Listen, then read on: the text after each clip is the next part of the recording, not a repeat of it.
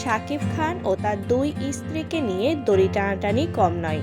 শাকিবের প্রথম স্ত্রী অপু বিশ্বাস, দ্বিতীয় স্ত্রী বুবলি। অভিনেতার দাবি দুজনেই তার প্রাক্তন, তবে দুই পুত্র সন্তানের প্রতি কর্তব্য পালনে অবিচল শাকিব খান। সম্প্রতি দ্বিতীয় স্ত্রী শবনম বুবলি ও পুত্র বীরকে নিয়ে আমেরিকায় লম্বা ছুটি কাটিয়ে আসেন অভিনেতা। তারপরে বুবলি প্রকাশ্যে আসতেই সমালোচনা, বুবলি নাকি অন্তঃসত্ত্বা।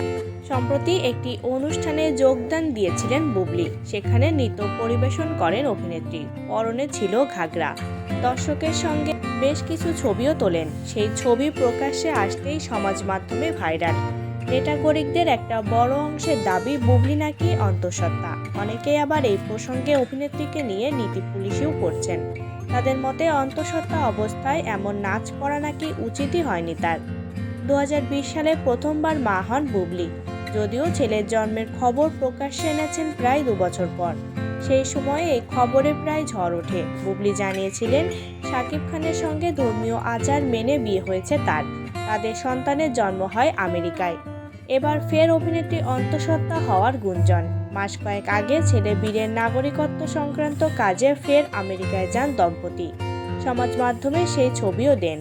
যদিও বিশ্বস্ত সূত্রের খবর বুবলির অন্তঃসত্ত্বা হওয়ার খবর ভিত্তিহীন।